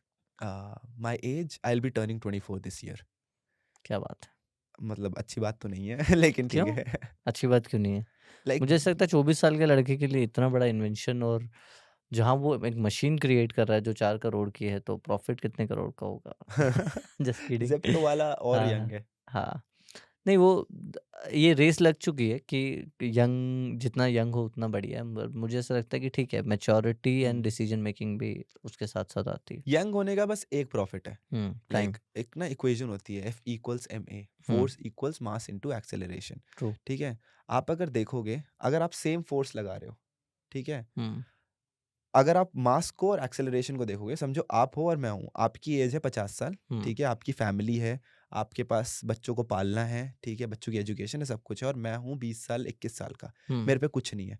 मैं और आप सेम फोर्स लगा रहे हैं, ठीक है, लेकिन आपका मास ज्यादा है, मेरा मास कम है, ठीक है, तो मेरी एक्सेलरेशन ज्यादा होगी, आपकी एक्सेलरेशन कम होगी। ट्रू। तो ये बेसिक प्रिंसिपल है कि पहले स्टार्ट करने से कुछ नहीं होता। ऐसा नहीं है कि हमें कोई नया एक्सपोजर मिल जाएगा या लक्ष्मी माँ आ जाएंगी स्वयं की ले बड़ा पैसा ले ले, ऐसा कुछ नहीं होने वाला हमारे साथ। बस ये है कि हमारे पास प्रोबेबिलिटी ज्यादा है, हमारे पास पॉसिबिलिटी है फेल भी होने की। ट्रू। कि क्या होगा यार, 20 साल 21 साल के तुम और जब स्टार्ट वो कर रहे हो। फेयरलेसली मूव करते हैं तो डेफिनेटली 90% टाइम वो सही डायरेक्शन में जाते हैं। एग्जैक्टली। और नहीं भी है तो लोग आपको सिखा देते हैं हाँ। इंडस्ट्री में। स्टीव जॉब्स का एक कोट मुझे बहुत पसंद है, उसमें वो बोलते हैं कि I have never met anyone जिससे मैंने हेल्प मांगी हो, ठीक है, और उसने मुझे हेल्प करी ना हो। ट्रू। सो इट्स जस्ट लोग नीड मांगते टू नहीं हैं। आस्क। एक बार मांग के देखो, ज्यादा से ज्यादा नहीं बोल देगा। ज्यादा से ज्यादा और क्या ही कर लेगा, आज ना बोलेगा कल दोबारा आ जाएगा, और नहीं मना करता कोई। ट्रू। मतलब अगर पैसा ना मांगो तो। You're talking about you and your partner. तो लोग बिलीव ही नहीं कर रहे थे उस टाइम पे कि यार एक प्रोफेसर, एक उसका स्टूडेंट, ठीक है, वो भी कोई इनोवेशन कर सकते हैं। हमारा ना बेसिक एक ही चीज थी, क्योंकि पैसा नहीं था हमारे पास। अब हमने स्टार्ट किया अपना पूरा काम वाम, ठीक है, तो पैसा तो ऑब्वियसली नहीं, वो उनकी भी पूरी फैमिली जिनकी उसको उनको टेक केयर करनी है, और मेरे पास तो 3,000 4,000 की पॉकेट मनी आती थी, अब क्या ही उखाड़ लूंगा उसमें से, ठीक है। तो हमारे पास क्या था, हमारे पास था एक व्हाइट बोर्ड और सर को यूनिवर्सिटी से दिया हुआ मार्कर। मार्कर का भी पैसा नहीं था हमारे पास, ठीक है, और व्हाइट बोर्ड भी हमने इंक्यूबेशन फैसिलिटी का यूज किया था। तो हम बैठे रहते थे स्टार्टिंग में। पहले तो हमें भी यही आया था कि यार केमिकल पे काम करते हैं, क्योंकि ऑब्वियसली इंडिया हमारी एक ऐसी कंट्री है ना कि अगर हमने कोई इनोवेशन गोरी चमड़ी ने कर रखी है, ठीक है, तो हम उस पर बहुत ट्रस्ट करेंगे कि यार ये लोग ने तो सही करा होगा। क्यों सही किया होगा ब्रो? लाइक उनके पास वो चैलेंजेस नहीं है जो हमारे पास चैलेंजेस है, तो हमारी जो इनोवेशन होगी वो नेक्स्ट डे लेवल की होगी, ठीक है। तो अब हमने बोला यार वो कॉपी तो नहीं कर सकते। पहला जो थॉट आया था, टू बी वेरी फ्रैंक, मेरे दिमाग में कि वहां पे एक मशीन ऑर्डर कर लूंगा, वहां से वो इंडिया लाऊंगा, उसकी सारी टेक्नोलॉजी समझ के और उसकी बिजनेस कर लेंगे। ये मेरा बेसिक एम था, ठीक है, क्योंकि पिछला धंधा मेरा ऐसे ही टाइप का था, ट्रेडिंग का। बट वो बहुत महंगी थी। तो हम्म, मैंने बोला भैया जी इतना तो अफोर्ड नहीं हो पाएगा, तो कुछ इनोवेट ही कर लेते हैं। तो हम व्हाइट बोर्ड लेके बैठे, तब हमने ये चीज़ सोची CO2 पे काम करते हैं, ठीक है। 6-7 महीना हमने सिर्फ व्हाइट बोर्ड पे काम किया है, ओके, कोई काम नहीं किया है, कोई रिसर्च नहीं करी, कुछ नहीं, बस हम व्हाइट बोर्ड पे बैठ के सर मारते रहते थे मैं और वो, ठीक है। और क्यों इतनी कर रहे थे हमें भी नहीं पता, बैठ के तो हंस रहे होते थे एक दूसरे पे कि भाई क्या हो रहा है, ये क्या हो रहा है सर, क्या हो रहा है, ठीक है। तो वहां से स्टार्ट हुआ, फिर हमें पैसे की रिक्वायरमेंट आई, ओके, ठीक है। तो हमें एक पहला मॉडल बनाना था, तो लोगों ने बोला कि यार 2 कंपनीज हैं, ठीक है, उन्होंने 500 करोड़ इन्वेस्ट करे हैं कार्बन कैप्चर में, ओके, ठीक है। एक कंपनी जिसने 150 करोड़ इन्वेस्ट, ये सारे ऑयल एंड गैस कंपनीज हैं, कि 150 करोड़ रुपए इन्वेस्ट करें, PSU, ठीक है, मतलब PSU मतलब गवर्नमेंट ऑफ इंडिया की कंपनी। तो तू कैसे करेगा, तेरे पे तो नहीं है 500-600 करोड़ रुपए, ठीक है। पहला मॉडल आप मानोगे नहीं, मैंने 600 रुपए में बनाया है। ओके, मम्मी से 600 रुपए मांगे, पापा से कि पापा थोड़े पैसे भेज दो, वो जो जिसमें चीनी रखते हैं ना, जो वो ट्रांसपेरेंट डब्बा आता है, ठीक है, वो लेके आया, 3-4 PVC की पाइप लेके आया। मैंने बोला भाई हमें तो ये देखना है, अभी तो हमें देखना है ना, मुझे और मेरे को फाउंडर की, जो हम सोच रहे हैं कि कार्बन डाइऑक्साइड कैप्चर हो भी सकता है कि नहीं हो सकता है, तो वो तो हम कितने सस्ते में भी देख सकते हैं, हमें किसी को दिखाना थोड़ी है। ट्रू, तो हमने वहां से स्टार्ट किया। फिर जब वो सक्सेसफुल हुआ तो हमें एक विजन आया कि यार ये हो रहा है एक्चुअली में ना, ये दिख रहा है हमें होते हुए, तो अब हम इस पे इन्वेस्ट करेंगे। तो मैंने बहन को कॉल किया, अपनी बड़ी बहन को, मैंने बोला बहन 7,000 रुपये भेज दे, ठीक है। ये मत पूछियो किस के लिए कर रहा हूँ, क्या कर रहा हूँ, कुछ गलत काम नहीं कर रहा हूँ, इतना बोल रहा हूँ, ठीक है, बट तू भेज दे। उसने ना कुछ पूछा ना कुछ, तुरंत मैसेज आए, 7,000 रुपये अकाउंट में आ गए। वहाँ मैंने 7,000 रुपये मेरे आए, ठीक है, 17-18,000 रुपये सर ने डाले, ठीक है, हमने दूसरे पे काम करना स्टार्ट किया। पर जो हमारे पास कोटेशन आई वो 1 लाख रुपए की आ गई, कि ओके, अगर ये मॉडल आपको ऐसे ऐसे बनाना तो 1 लाख रुपए चाहिए। ओके, तो अब 1 लाख रुपए तो कहाँ से आएंगे, वो भी सैलरीड आदमी, सैलरी वालों के पास इतना पैसा नहीं बचता है कि वो इतना लगा सके कहीं। तो अब उस टाइम पे आया कि यार करना है तो फिर एक्सक्यूज नहीं दे सकते तुम कि पैसा नहीं है, ये तो ट्रू, सबसे फालतू एक्सक्यूज है दुनिया का कि पैसा नहीं है मेरे पास, ठीक है। मैंने बोला अब क्या किया जाए, हमने बोला नौकरी करते हैं, इतने तो बड़े हैं, लीगली हम कर भी सकते हैं नौकरी, 18+ था मैं, 3rd ईयर में आ गया था उस टाइम पे। मैंने नौकरी करते हैं, ओके, तो मैंने एक कॉल सेंटर में BPO में मैंने जॉब करनी स्टार्ट करी, ऑनलाइन थी क्योंकि कोविड जस्ट खत्म हुआ था, ठीक है। तो ऑनलाइन हमें जॉब मिल गई। तो अब मेरा स्केड्यूल ऐसा रहता था, सुबह 9 बजे से लेकर के 4 बजे तक क्लासेस होती थी, फिर मेरी 5 बजे से शिफ्ट स्टार्ट होती थी, ठीक है। अब मैं US के लिए हाँ US साइड की कंपनीज के लिए काम कर रहा था, ठीक है। तो एक शिपबॉप करके एक ऑर्गेनाइजेशन थी, उसके मैं कस्टमर केयर सेंटर में था, मान लो आप, ठीक है। तो मैं 5 बजे स्टार्ट करता था काम करना, रात के 3 बजे तक हमारी शिफ्ट चलती थी, ओके, ठीक है। लेकिन उसमें इतना कुछ अलग अलग चीज़, और मैं बहुत एक्साइटेडली काम करता, लाइक मैं ये नहीं बोल रहा कि कुछ स्ट्रगल डेज थे या मेरे पे कोड़े पड़ रहे थे, ठीक है, मुझे बहुत प्रताड़ना वो दे रहे थे, इतना स्पीड रहती है ना, एक्सेलरेशन रहती है। मज़ा बहुत आ रहा था, लाइक इतना एक्साइटिंग था ना, क्योंकि मैं अगर लोगों से बात कर रहा हूँ, हम्म, फॉरेनर्स हैं सारे जिनसे मैं बात कर रहा हूँ, ठीक है, और वो लोग ऐसे गाली भी दे रहे हैं तो वो इंग्लिश वाली गाली दे रहे हैं, मजा नहीं आ रहा। कि मैं क्यूट है ये लोग, ठीक है, वो लाइक वो F वर्ड बोल रहे हैं मैक्सिमम, ठीक है। मैंने बोला यार ये तो हमारे यहाँ ऐसे ही बोल देते ऐसे हैं। ही, मतलब ये तो प्यार मोहब्बत में बोलते हैं, ठीक है। तो वो फील भी नहीं हो रही और तुम्हें सेल्स समझ आ रही है, तुम्हें कस्टमर ट्रू, समझ आ रहा है, ट्रू, ठीक है। तो वो मेरे लिए बहुत अच्छा एक्सपीरियंस था। अराउंड 6 महीने तक मैंने उस कंपनी में काम किया, ठीक है। मेरी 27,000 समथिंग सैलरी थी पर महीने की, ठीक है। मैंने कुछ 2-2.5 लाख तक सेव करे, क्योंकि घर से पैसा, घर को नहीं पता था, ठीक है, कि मैं ऐसा कुछ कर रहा हूँ, सिर्फ बहनों को पता था मेरी। तो वो तो भेज ही रहे थे, तो मेरा खर्चा निकल रहा था, मैंने सारा सेव ही करता था। 2-2.5 लाख रुपए तक मैंने सेव करे, ठीक है। वो हमने कंपनी में इन्फ्यूज करे, वहां से हमारी गाड़ी चलनी स्टार्ट हुई। ओके, फिर एक ग्रांट मिला, फिर उस टाइम पे मुझे एक नई चीज पता लगी कि गवर्नमेंट ऑफ इंडिया आपको आपका धंधा बनाने के लिए free of cost, no strings attached पैसा देता है, जिसको ओके, ग्रांट बोलते हैं। अगर आपके आइडिया में दम है, अगर आप में दम है, ठीक है, आपकी इनोवेशन इस लेवल पे है, तो गवर्नमेंट ऑफ इंडिया आपको फंड करेगी। ओके, और कोई ये मानता नहीं, मेरे पेरेंट्स तो बिल्कुल ही नहीं मान रहे थे, पापा ऐसे थे कि अबे तू पागल वागल है क्या, गवर्नमेंट को उस माइंडसेट से देखा नहीं है ना, लोगों को लगता है कि बस ये गवर्नमेंट ले तो ही रही है हाँ तुम्हारा, ले ही रही है। तुम गवर्नमेंट से नहीं ले पा रहे हो, तुम्हें नहीं पता वो कैसे करना है। मैं, आप मानोगे नहीं, मैंने 1 करोड़ रुपए सिर्फ गवर्नमेंट ऑफ इंडिया से लिए हैं फ्री ऑफ कॉस्ट, ओके, जिसमें से मुझे 1 भी रुपया वापस नहीं करना उन्हें। और गवर्नमेंट ने जो ये 1 करोड़ रुपए दिए, इसी के चक्कर में आज we are the pioneers in this industry, कि कार्बन कैप्चर इंडस्ट्री जो इंडिया की है वो हम डिक्टेट कर रहे हैं, हम बता रहे हैं। अलॉन्ग 2-3 और लोग हैं, मिनिस्ट्रीज वगैरह नहीं बोल रहा मैं, स्टार्टअप्स में 2-3 हम और हैं जो हम कर रहे हैं। तो आज हम इस स्टेज पे हैं कि एक स्टूडेंट और एक टीचर, वो दोनों मिलके एक ऐसी टेक्नोलॉजी जिन्होंने बनाई हमारी इनोवेशन पे ना जो साइंस के लोग हैं, हम्म, जो साइंटिफिक कम्युनिटी है या ये सब है R&D वाले, वो हम्म, कभी यकीन नहीं करते थे। बोलते थे ये तो पॉसिबल ही नहीं है, ये क्या बोल रहे हो। तो मैं उनसे एक ही चीज़ बोलता था कि सर, अगर इनोवेशन सुन के कोई पहली बारी में मान जाए, ठीक है, तो शायद वो इनोवेशन नहीं है। ट्रू, इनोवेशन सुनते ही सबसे पहले आना चाहिए दिमाग में, ये तो पॉसिबल ही नहीं है, ऐसा थोड़ी हो सकता है, हम्म, तभी इनोवेशन होगी। ट्रू, तो वहाँ से स्टार्ट हुई हमारी पूरी गाड़ी।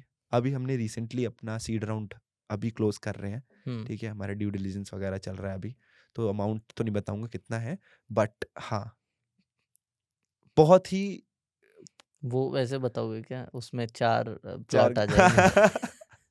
अमाउंट नहीं बताऊंगा, पर उसमें इतने आईफोन आ जाएंगे या इतनी आईफोन, BMW आ जाएगी, आईफोन तो बहुत सारे आ जाएंगे। रेंज रोवर रेंज रोवर मुझे पता 4, ही नहीं कितने की आती है। ये 1.5 1.25 से स्टार्ट हो जाती है।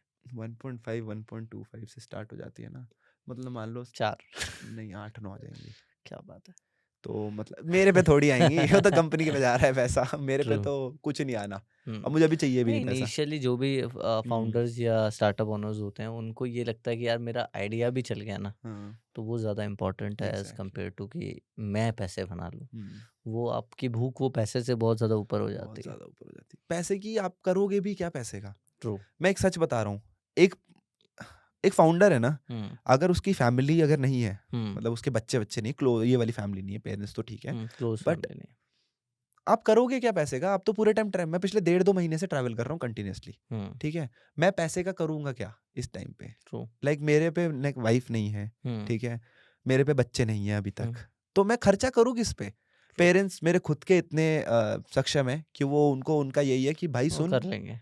तेरे पे नहीं डिपेंडेंट है, हुँ, ठीक है, मैं और मेरी वाइफ चला लेंगे, तू अपना देख, ट्रू। ठीक है। तो मुझे अपने लिए डर है क्योंकि हुँ, पापा प्रॉपर्टी भी नहीं देंगे हुँ, क्योंकि मैं घर नहीं जा पा रहा हूँ बहुत टाइम से। ट्रू। क्या अभी क्या फ्यूचर देख रहे हो? कहाँ तक पहुँचोगे और इंडिया का CO2 एमिशन, वैसे तो ऐसा लगता है कि ये जो नेट कार्बन एमिशन वाला हम्म, जो ये गोल है, ये बड़ा हाइपोथेटिकल सा गोल लगता है कि यार हो नहीं पाएगा, बस ऐसे ही डाल दिया, अच्छा लगता है दिखने में, है ना? तो बहुत वैसा लगता सोचा है। समझा गोल है ये। ओके। मतलब हम ऊपर ऊपर से देखेंगे तो हमें लगेगा कि यार 2070 एक बार सोच के कोई उठा हुँ, कि यार आज बताना है, जो हमारा असाइनमेंट्स में नहीं होता कि कब तक हुँ, दे दोगे हुँ, असाइनमेंट। तो सुबह सुबह हम उठे, हमने सोचा कि यार कोई भी डेट दे देते हैं, बस टाइम निकाल लेते हैं। ऐसा हुँ, नहीं है, गवर्नमेंट ने बहुत अच्छा प्लान किया है। ओके। हमारे ना माइलस्टोन्स हैं, हुँ, 2030 तक हम इतनी रिन्यूएबल्स कर लेंगे, हुँ, ठीक है, 2030 तक हम ये कर लेंगे, 2050 तक हम क्या करेंगे, और 2070 में फिर नेट जीरो जाएंगे। ओके। हमारा पूरा ग्राफ बन रखा है हुँ, जिसके अंदर हमने पूरा डिफाइन कर रखा है, and we are very good. Like जब मैंने स्टार्टिंग में सुना था ना 4-4.5 साल पहले कि नेट जीरो के क्या क्या गोल्स हैं, मैं यकीन नहीं कर रहा था। हुँ, मैंने बोला हो ही नहीं सकता, क्योंकि हमें तो वो वाली इंडिया की आदत है ट्रू। कि भैया नहीं हुआ ये वाला। अभी हम इस स्टेज पे हैं कि हम ऑलरेडी जो 2030 में कुछ कुछ टारगेट्स जो हैं 2030 के, वो हम ऑलरेडी रिन्यूएबल वगैरह के अचीव कर चुके हैं। हुँ, 2025 में हम 2030 के कुछ कुछ टारगेट अचीव कर चुके हैं। ट्रू। नेक्स्ट लेवल काम हो रहा है। हुँ, गवर्नमेंट ऑफ इंडिया इस लेवल पे इस टाइम पे काम कर रही है कि मुझे ये नहीं लग रहा है कि मैं गवर्नमेंट ऑफ इंडिया के साथ काम कर रहा हूँ।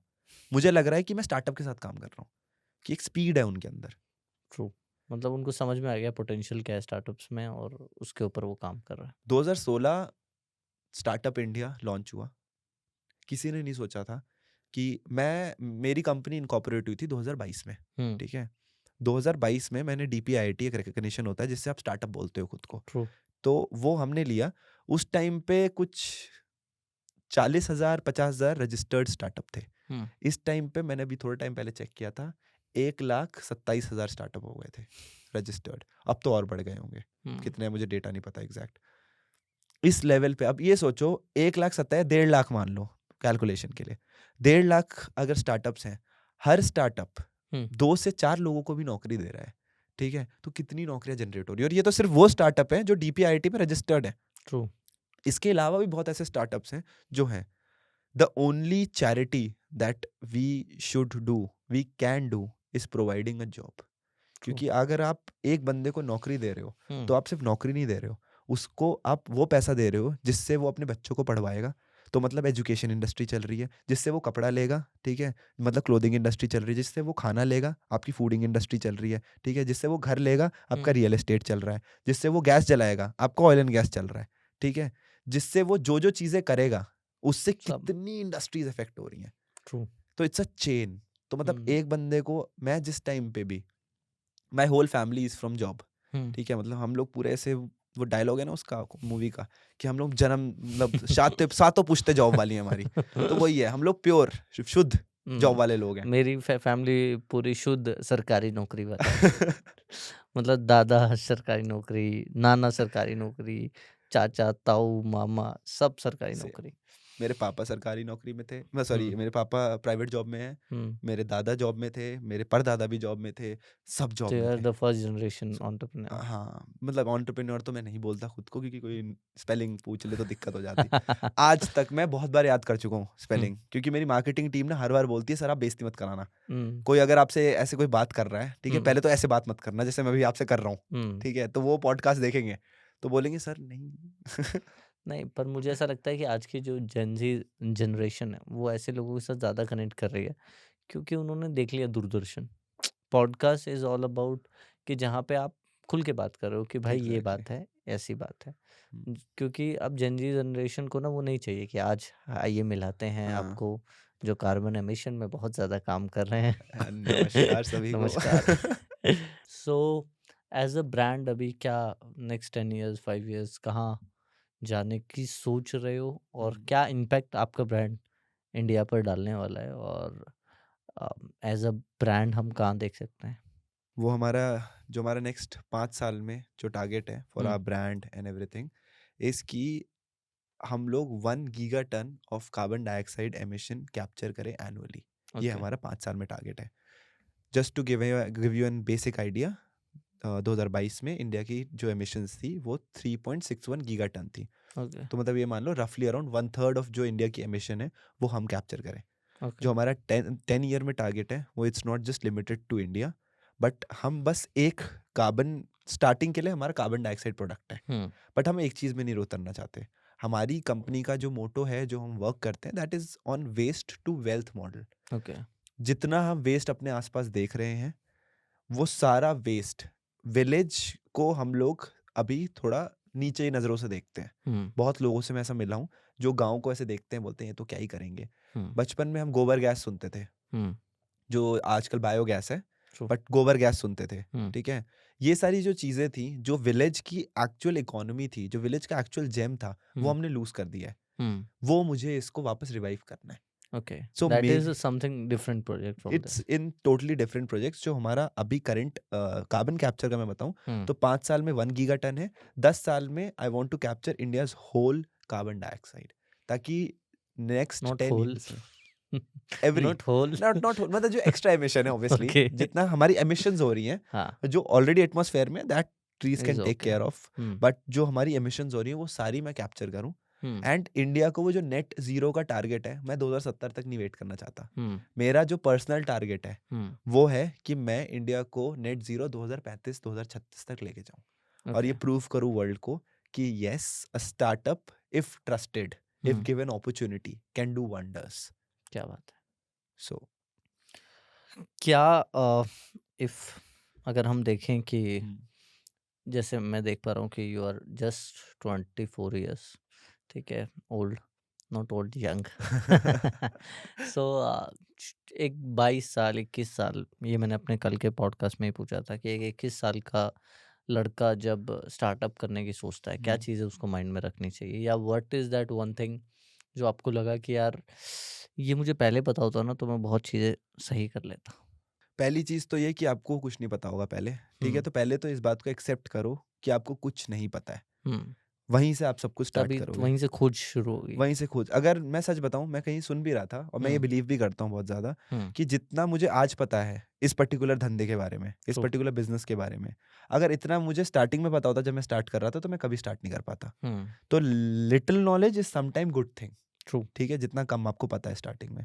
सेकेंड थिंग, अगर कोई लड़का या लड़की बिजनेस स्टार्ट करना चाह रहे हैं, हम्म। पहली 22 साल 21 साल 20 साल 40 साल का भी कोई बंदा है, ठीक है, बिजनेस स्टार्ट करना सबके लिए इक्वली डिफिकल्ट है। ट्रू। ऐसा नहीं कि आप यंग हो तो आपके लिए अलग है, या ओल्ड हो तो आप, चैलेंजेस अलग हो सकते हैं, hmm. But business challenge will be the same. Hmm. So you have to focus on 2-3 things, ठीक है। पहले तो घुस रहे हो, ठीक है, पहले आपको चाहिए money to enter the market. True. Money कहाँ से आएगा? ट्रू, अगर आप 40-45 के हो तो आपके पास ऑलरेडी थोड़ी बहुत सेविंग्स होंगी बैंक अकाउंट में, ठीक है। डेफिनेटली। अगर आप 20, 21, 22, 23 ऐसे हो तो आपके पास कुछ ढेले भर का पैसा नहीं होगा। हुँ, तो पहले घर में देखो, प्लेबॉय जो इतनी फेमस मैगजीन है, वो हुँ, $1000 उस लड़के ने अपनी मम्मी से उधारी ली थी, तब हुँ, स्टार्ट हुआ था। तो घर से पैसा मांगना गलत नहीं है अगर सही चीज में मांग रहे हो तो, ट्रू। ठीक है। अगर घर में पैसा है तो मांग लो। और इनिशियली अगर वहाँ से इन्वेस्ट हो सकता है और आप एक किक स्टार्ट दे सकते हो अपने हाँ, स्टार्टअप को या अपने बिज़नेस को, तो क्या दिक्कत है? नहीं मैं बहुत लोगों का ना कि घर से बड़ी-बड़ी नहीं लेना। हाँ, बड़ी-बड़ी बातें सुनता हूँ कि यार मुझे ना खुद के दम पे कुछ ब्रो तू खुद सब कुछ खुद के दम पे ही करेगा। अगर बस पैसा इन्फ्यूज़ करके कंपनी चल रही होती ना तो सारी चल जाती। ट्रू। सब कुछ तुझे खुद के दम पे ही करना है, लेकिन स्टार्टिंग में अगर मिल रहा है तो ले ले। Hmm, if you don't come from a family जो हुँ, पैसा दे सके, you come from a humble background, तो उस टाइम पे देयर आर मल्टीपल ऑप्शंस जो मार्केट में अवेलेबल होते हैं। ट्रू। अगर कोई इनोवेटिव काम कर रहे हो तुम हार्डवेयर में, कुछ हुँ, बहुत इनोवेशन कर रहे हो, ठीक है, then go for government grants, hmm, ठीक है। ग्रांट मतलब वही जो आपको फ्री ऑफ कॉस्ट मनी मिलती है गवर्नमेंट से अपना सोल्यूशन बिल्ड करने के लिए। ट्रू। अगर आप कोई एआई या SaaS बेस्ड सिस्टम में कर रहे हो, ठीक है, तो there is a very good word in the market by the name of startup, hmm, ठीक है। गूगल पे जाओ, जो भी सर्विसेज जो भी चीजें, क्योंकि ग्रांट ना जल्दी नहीं मिलता, एआई जो ओके। सॉफ्टवेयर स्टार्टअप्स होते हैं ना उनको ग्रांट जल्दी नहीं मिलता, हुँ, ठीक है। तो आप बस ग्रांट पे फोकस करके चलोगे तो दिक्कत आएगी आपको। तो इससे बेटर है कि आप अपने प्रोसेस को ऐसे ऑप्टिमाइज करो कि जितना कम खर्चा हो। हुँ, मैं जब 11th में अपना बिजनेस कर रहा था तो मुझे एक रिक्शे वाले ने बहुत अच्छी बात समझाई थी ओके। कि भैया धंधे का ना एक बेसिक उसूल है, मुझे इतनी बड़ी बड़ी बातें नहीं आती, हमें बस एक चीज पता है, जाए कम और आए ज्यादा, ट्रू। यही बेसिक उसूल है। तो जितनी भी सर्विसेज हैं, आप गूगल पे जाओगे, आपको इन्वेंट्री मैनेजमेंट चाहिए, आपको सर्वर चाहिए, आपको कुछ भी चाहिए, सबके लिए क्रेडिट्स अवेलेबल हैं, हुँ, जिसमें आपको बस एक फॉर्म भरना होता है, वो देखते हैं आप एलिजिबल हो कि नहीं हो। माइक्रोसॉफ्ट का भी है, माइक्रोसॉफ्ट फॉर स्टार्टअप्स, ठीक है, हुँ, माइक्रोसॉफ्ट फॉर फाउंडर्स। इसके अलावा आपका AWS का भी है, अमेजोन वेब सर्विसेज का, सबके सोल्यूशंस आपको मिल जाएंगे। Hmm, that's for the AI वगैरह का startup. Once you have grown to a certain level जहाँ आपके पास बेसिक ट्रैक्शन है, अब जो डीप टेक स्टार्टअप्स हैं, ठीक है, उनके अंदर पेशेंस ज़्यादा होना चाहिए, हुँ, क्योंकि आप कोई ऐसी टेक्नोलॉजी में वर्क कर रहे हो जहाँ पे आपको 3-4 साल R&D में देना पड़ेगा, ट्रू। क्योंकि आपको मैसिव अमाउंट ऑफ डेटा चाहिए, तभी आप मार्केट में जा सकते हो। हुँ, तो आप ये सोचो कि मुझे आज मैं बनाऊंगा, कल मैं मार्केट में उतर जाऊंगा, परसों मैं ब्लैक कलर की मर्सिडीज में होऊंगा, ये नहीं होने वाला। ब्लैक मर्सिडीज तो पता नहीं कब आएगी, ट्रू। वो तो भुला दो। तो आपके अंदर पेशेंस होनी चाहिए कि आप इनोवेट कर रहे हो, और सबसे अच्छी चीज़ R&D के टाइम पे मार्केट में कनेक्टेड रहो। हुँ, जो आपका यूज़ केस है, जो आपका कस्टमर है, उससे बात करो हुँ, कि आपको क्या चाहिए बेसिकली। ट्रू। ये नहीं कि मैं एक लैब में बैठ के काम करे जा रहा हूँ और मुझे नहीं पता कि मार्केट को क्या चाहिए, हुँ, ठीक है। आपने ही हाइपोथेटिकली प्रॉब्लम बना ली, उसी का सॉल्यूशन बना सॉल्यूशन लिया और निकाला। सोच रहे हो इसकी एग्जैक्टली, डिमांड बहुत ज़्यादा है। एग्जैक्टली। सो अगर हम स्टार्टअप को बेसिकली डिवाइड करें एक दो कैटेगरी में, तो हुँ, एक बहुत ऊपर ऊपर से दो कैटेगरी में बंटता है। एक है आपका जो सॉफ्टवेयर वाले हैं, हुँ, कोडिंग और ये सब वाले, सो आपके आ गए एआई, डीप लर्निंग और ये सब मशीन लर्निंग वगैरह, ट्रू। SaaS based. दूसरा आ गया आपका हार्डवेयर, ठीक हुँ, है, जिसमें आपका साइंस ज़्यादा लगती है, कंप्यूटर साइंस कम लगती है, ट्रू। ठीक है। अब इन दोनों के आपके मेथड सेम नहीं है। हुँ, अगर आप कोई बिजनेस ओनर हो, बिजनेस स्टार्ट करना चाहते हो at a very young age hmm, या कोई भी एज में, ठीक है, सबसे पहले आपको स्टार्ट करना है, 3 M's are required. Okay. Money, ठीक है, मनी से स्टार्ट करते मनी हैं। सबसे पहले। सबसे पहला मनी, क्यों, पैसा ही हुँ, नहीं है तो करोगे क्या, हुँ, ठीक है। तो मनी के लिए अब दो सेक्टर्स जो हैं, अगर आपकी एज जैसे 40 साल एंड अबव है या 35 एंड अबव है, ठीक है, तो आपके पास ऑलरेडी थोड़ी बहुत सेविंग्स हुँ, होनी चाहिए, तो आप बिजनेस स्टार्ट करो। अगर नहीं है तो थोड़ी मत करो। सेविंग्स करो तब बिजनेस स्टार्ट करो, हुँ, ठीक है। बट अगर आपकी एज ये है 18 से लेकर के 25, 26, 27, 28 टाइप की, हुँ, ठीक है, आपके पास सेविंग्स नहीं होंगी, ठीक है, क्योंकि आपके पास पैसा ही नहीं है। ट्रू। तो उस सिचुएशन में क्या करना चाहिए? उस सिचुएशन में अगर आप हार्डवेयर वाले हो, deep science, deep tech hardware और कोई इनोवेशन कर रहे हो, ठीक हुँ, है, तो then apply for government grants. Okay. आपकी DST, department of science and technology के बहुत सारे ग्रांट हैं। इसके अलावा SISFS के भी ग्रांट हैं, startup India seed fund scheme जो है आपकी, हुँ, उसके भी ग्रांट हैं। इसके अलावा आपके बायरैक के हैं, ठीक है। इसके अलावा मिल आपके जाते हैं ग्रांट, जो गवर्नमेंट ग्रांट्स होते हैं आसानी से मिल जाते हैं या बहुत चप्पल घिसनी पड़ती है? नहीं, मिल जाता है आसानी से। ओके, आसानी तो मैं नहीं बोलूँगा, बट क्योंकि आपको हाँ, पिच कर बेसिकली पिच करना होता है आपको। हुँ। आपको आगे सुनते वाले हैं ने गवर्नमेंट ऑफिशियल्स कि सरकारी दफ्तर जैसा ही होता है सब कुछ। ना, सरकारी दफ्तर तो क्या ही, आपके जो इंक्यूबेशन फैसिलिटीज़ है ना, हुँ, उनको ये मिलता है। ओके। अब डीएसटी खुद नहीं आपके साथ बैठेगी, 10 हम्म। लाख रुपए देने के लिए डीएसटी नहीं बैठेगी। निधि प्रयास करके एक स्कीम होती है, हाँ। हार्डवेयर में काफी फेमस है वो, ओके। ठीक है।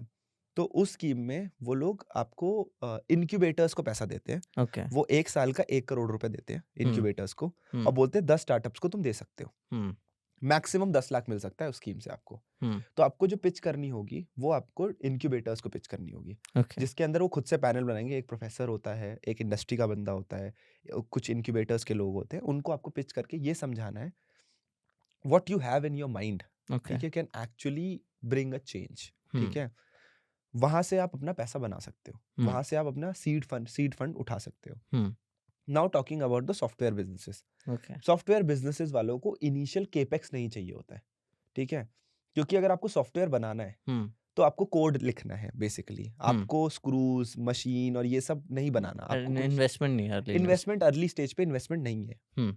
आपने अपना पहला मॉडल बना लिया, प्रोटोटाइप बना लिया, एमवीपी बना लिया, आप लॉन्च भी कर सकते हो प्रोडक्ट। हम्म। इसके लिए आपके जो क्रेडिट्स होते हैं, जैसे AWS के क्रेडिट्स हैं, Amazon वेब सर्विसेज के, आपके माइक्रोसॉफ्ट के क्रेडिट्स हैं, आपके गूगल के क्रेडिट्स हैं, ये सब इजीली मिल सकते हैं आपको अगर आप ढंग से अप्लाई करो, ओके। ठीक है। तो आप उससे अपना इनिशियल जो है ना, बिल्कुल इनिशियल स्टेज का काम निकलवा सकते हो कि आपके पास थोड़े बहुत पेइंग कस्टमर्स है, सब कुछ है। एक बार आपका प्रोडक्ट मार्केट फिट हो गया, मैं अभी राइट वाले सेक्टर की बात कर रहा हूँ, जो आपका ये वाले हैं सास वाले। एक बार आपका PMF आ गया, प्रोडक्ट मार्केट फिट आ गया, then go to angels, angel investors. Angel investor कहते हैं कि इक्विटी बड़े मतलब जो ऑफर करते हैं हाँ वो बहुत ज़्यादा ऐसा फाड़ देते हैं कि इस बिल्कुल, लेवल पे क्योंकि उनका रिस्क सबसे ज्यादा है ना। आप ये भी हम्म। तो देखो, हम्म। अगर कोई बंदा आपका हार्ड अर्न्ड मनी है वो ना, वो ऐसा तो है नहीं कि काला धन है उनका, उन्होंने मेहनत करके कमाया है। हम्म।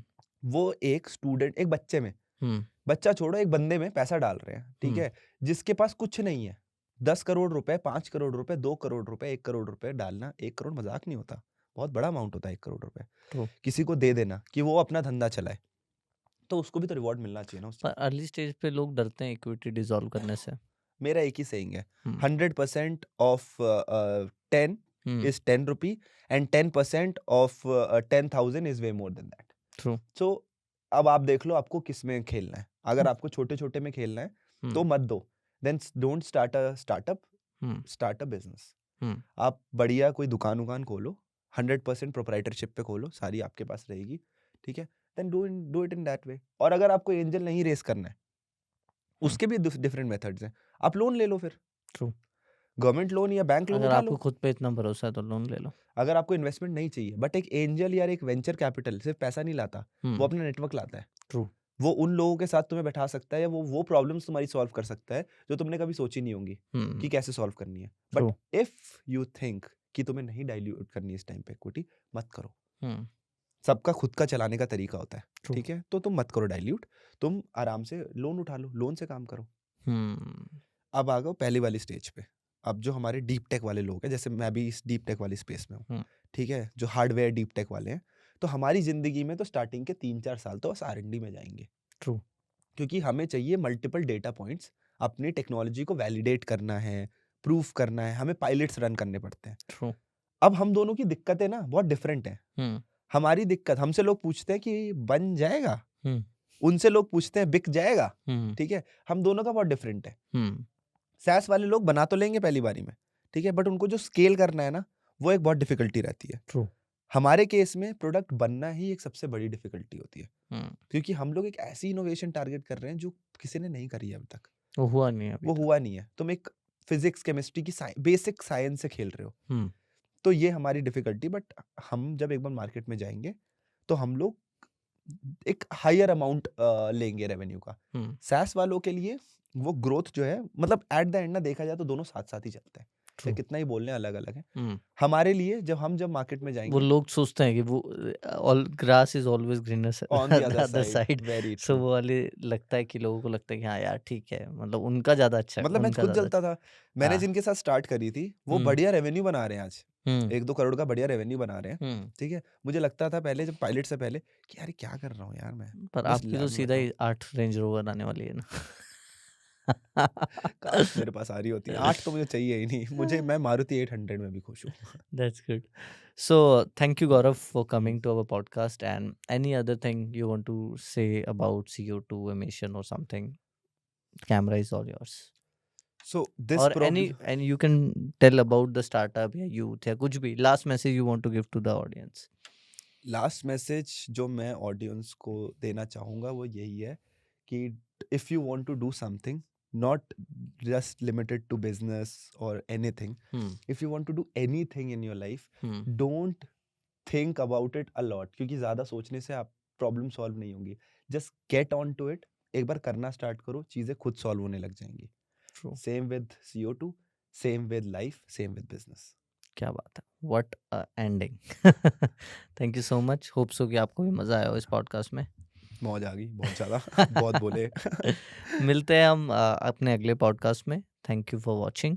एंड अगर इस पॉडकास्ट को लाइक करते हैं तो हमें बहुत मोटिवेशन मिलता है ऐसे और इंटरेस्टिंग गेस्ट हमारे पॉडकास्ट पे लाइक लाने के लिए. कमेंट से हमें पता चलता है कि आप सुन रहे हैं और आपको कुछ सेक्शंस पसंद आ रहे हैं. और सब्सक्राइब करेंगे तो अगले पॉडकास्ट की पहली नोटिफिकेशन आप तक पहुंचेगी. मिलते हैं नेक्स्ट पॉडकास्ट में. तब तक के लिए जय हिंद, जय भारत. Love you all.